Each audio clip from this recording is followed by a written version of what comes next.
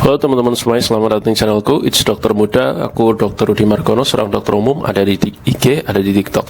Kita akan bahas tentang PCOS atau Polycystic Ovarian Syndrome, atau dalam bahasa Inggris kita sering nyebutnya itu PCOS ya, karena bahasa Inggris kita sebut aja PCOS ya, daripada aku diketawain sama dokter yang lain.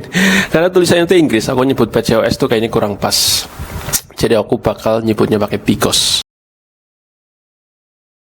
Secara harfiah yaitu poly artinya banyak, kista atau kistik artinya kista, terus ovarian artinya ovarium, dan juga sindrom artinya kumpulan berbagai gejala. Jadi kalau secara harfiah bisa dikatakan sebagai kumpulan berbagai gejala yang ditandai dengan adanya kista yang banyak di dalam ovarium, itu secara harfiah. Cuman kalau secara makna, secara definisi, PCOS atau PCOS itu sendiri adalah penyakit reproduksi yang disebabkan karena gangguan keseimbangan hormon yang ditandai dengan mens tidak teratur atau acak-acakan yang bisa berdampak pada infertility atau kemandulan. Yang pertama, menstruasi itu untuk apa? Kenapa perempuan mens, cowok nggak mens?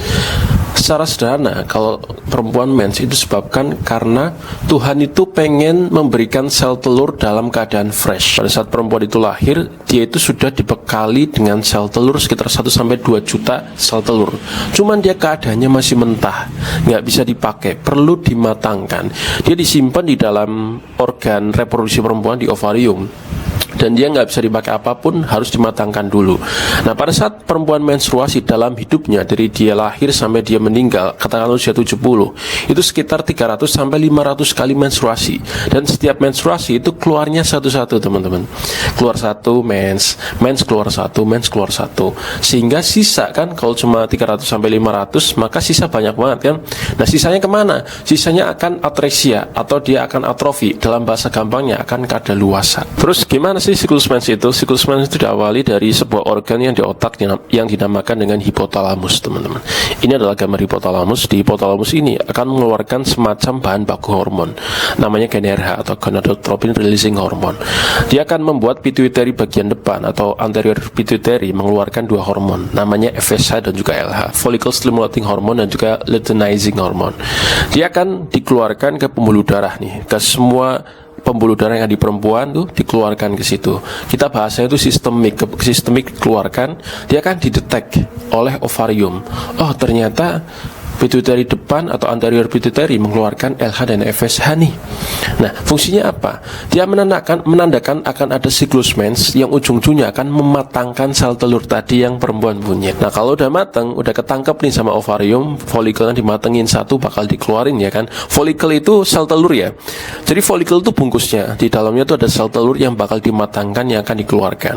Nah, kalau di dalam ovarium, folikel yang isinya sel telur ini udah matang, maka dia akan menaikkan yang namanya hormon estrogen.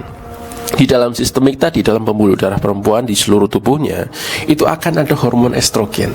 Nah, hormon estrogen ini akan naik di level tertentu yang akan didetek di otak lagi. Di hipotalamus akan didetek, oh ternyata estrogennya udah tinggi nih. Tandanya folikel itu udah siap dikeluarkan. Akhirnya folikel memecah, dia akan mengeluarkan sel telur. Nah, sel telur ini akan pindah ya kan, teman-teman tahu pas SMP, pas SMA ya, ada materi menstruasi, sel telur ini akan pindah dari ovarium menuju tuba fallopi, dia akan menuju ke uterus ya. Di uterus itu dia akan menunggu sperma di situ supaya dibuahi. Karena mens berarti dia nggak dibuahi, sel telurnya bersama darah dia akan luruh. Itulah terjadi menstruasi. Sebentar, ada yang kelewat. Jadi pada saat estrogen tadi didetek sama otak ya, terus otak itu akan mengeluarkan hormon LH. LH sama FSH lagi. LH ini dikeluarkan. Nah, LH ini jumlahnya akan lebih banyak. Jadi LH itu akan mengalami surge LH, kayak peningkatan, kayak ombak gitu. Kalau dalam grafik tuh kayak gini, ada surge LH, dia fungsi untuk ovulasi, teman-teman. Jadi ovulasi ini adalah suatu momen di mana sel telur itu dikeluarkan dari folikelnya tadi, disebut dengan ovulasi. Biasanya hari ke-14 setelah menstruasi. PCOS itu terjadi, kenapa? Karena LH yang diproduksi itu terlalu banyak banget dia, dan FSH-nya itu dikit.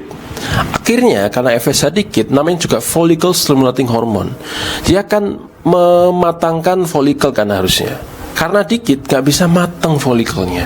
Folikelnya terus tersimpan dalam ovarium, akhirnya gak bisa dikeluarkan, numpuk di situ, numpuk banyak ya, folikel-folikel kecil. Kalau kalian bisa kebayang ketumbar. Itu ketumbarnya itu banyak di situ, kayak ketumbar banyak ngumpul di ovarium. Gambarnya itu kayak gini. Because pada saat periksa USG di ke dokter Obgyn itu ada gambaran roda petati kayak gini.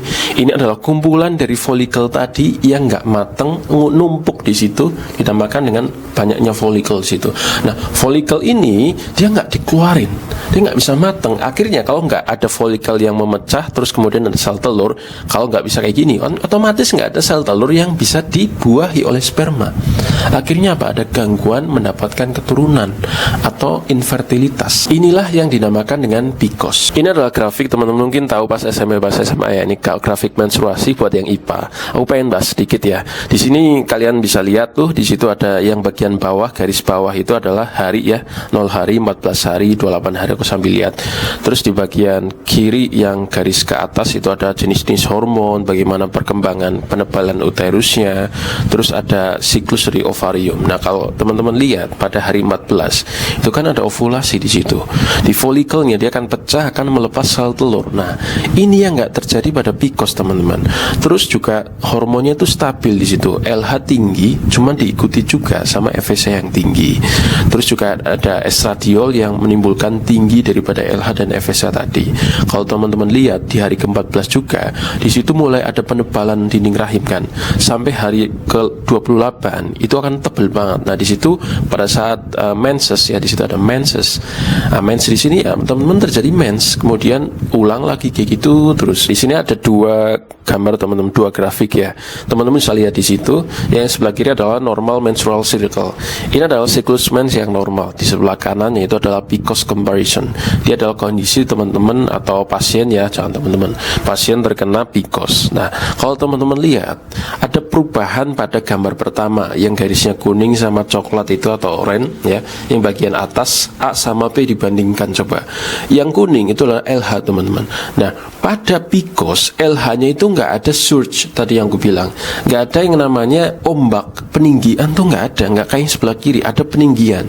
Padahal peninggian ini penting buat pematangan sel telur supaya bisa folikelnya mengeluarkan sel telur untuk dibuahi. Sementara di PCOS tuh nggak ada, kayak flat gitu ya kan. Nah, terus kemudian pada grafik yang kedua di sebelah kiri ya, yang A itu yang warna biru dan coklat itu kan ada keseimbangan di situ, keseimbangan inhibition A sama inhibition B.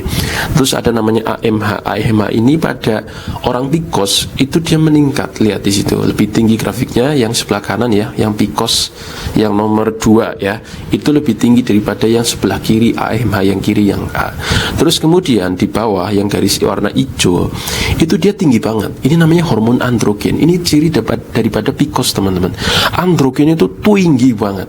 Nah, ini akan mempengaruhi insulin nantinya. Insulin jadi resisten. Gak akan pernah ada ovulasi pada PCOS ini. Kenapa? Karena tadi grafik kuningnya itu nggak ada surge. Nah, terus di gambar yang bawah itu adalah gambar folikel teman-teman. Kalau yang sebelah kiri teman-teman lihat yang A itu gambarnya itu ada folikel yang pecah. Dia akan mengeluarkan sel telur, kemudian folikelnya mati menjadi hitam. Folikel de Graaff dan juga folikel albicans ya di situ. Terus di sebelah kanan dia kayak makin memperbanyak, malah kayak apa ya, kayak membelah diri gitu. Nggak ada yang dikeluarkan, nggak ada yang pecah, sel telurnya di dalam terus. Inilah akan numpuk-numpuk jadi seperti ketumbar, kayak anggur-anggur kecil yang ngumpul di dalam ovarium yang kita sebut sebagai PCOS. Apa ciri-ciri dari PCOS? Pertama, dalam dokter mendiagnosis perempuan kena PCOS ada panduan namanya trias PCOS teman-teman. Trias itu ada tiga ciri lah, gampangnya itu kayak gitu. Yang pertama itu hyperandrogenism. Jadi androgen, hormon androgen itu tinggi. Ditandai dengan apa? Dicek lab, teman-teman diambil darahnya, kemudian dicek labnya androgennya itu berapa. Itu yang paling pasti, nggak bisa kira-kira, nggak dari tanda gejala itu nggak pasti. Yang kedua itu ada mens yang acak-acakan, yang nggak teratur. Kadang mensnya itu banyak, kadang mensnya sekian hari, kadang sampai beberapa bulan. Jadi nggak jelas, acak-acakan. Terus yang ketiga adalah pada saat di USG itu ada roda petati, kayak gini gambarnya. Ini adalah tanda dari teman-teman kena PCOS karena ada banyak folikel di situ. Folikel itu normalnya di sini kalau kena PCOS itu lebih dari 12 dengan ukuran tuh 2 sampai 9 mm. Yang mana juga ovariumnya itu membengkak lebih dari 10 cm kubik ya. Ini ada tanda-tanda dari PCOS pada saat teman-teman di USG, oh ketahuan ini PCOS. Kemudian kita ke gejala secara umum. Yang pertama itu ada siklus mens yang acak-acakan tadi, yang memanjang atau sakit banget, atau dia itu perdarahannya itu banyak banget. Jadi mensnya itu kayak nggak normal secara frekuensi, secara kualitas, secara kuantitas gitu. Cuman jangan overthinking teman-teman. Kalau misal di sini teman-teman yang ragu gitu ya, yang pengen tahu tentang info PCOS kemudian ngalami kayak gitu jadi overthinking, jangan. Karena dalam kedokteran tuh nggak ada yang pasti, nggak ada yang 100% pasti, tuh nggak ada. Ada teman-teman yang siklus mensnya acak-acakan tapi normal, nggak ada sakit apa-apa, ada juga yang siklus mensnya normal tapi kok ada penyakit reproduksi, juga banyak. Jadi ini sebagian tanda atau pola yang ada di sebagian orang terkena PCOS. Tandanya itu kayak gini, cuman nggak pasti ya. Jangan langsung overthinking, aku jangan-jangan PCOS, enggak. Itu yang pertama. Kemudian yang kedua, ada banyak bulu-bulu di dalam kehidupan. Di tubuh cewek itu kan normalnya nggak ada bulu, jarang lah ada bulu gitu ya, kecuali bulu-bulu tertentu. Kenapa? Karena bulu ini tumbuh pada penderita PCOS karena androgen itu sebagai hormon laki-laki itu terlampau banyak pada perempuan PCOS. Tumbuh bulu di dada, di kumis, di ketiak yang berlebihan. Jadi banyak bulu-bulu yang orang cewek umum pada umumnya itu nggak ada, dia ada. Cuman jangan teman-teman tiba-tiba lihat cewek kumisan langsung Anda PCOS. Oh jangan. Ini adalah sebagian tanda ya. Tanda itu ada yang subjektif, ada yang mutlak teman-teman. Tadi yang mutlak tuh trias 3 tadi. Cuman ini tanda yang subjektif, nggak selalu teman-teman. Terus yang berikutnya BB naik. BB naik dalam artian dia masuk ke dalam kategori obes. Karena faktor risiko dari PCOS itu yang paling sering juga adalah orangnya itu paling sering dijumpai adalah mengalami obes, BB-nya berlebih. Karena tadi ada kaitannya dengan insulin.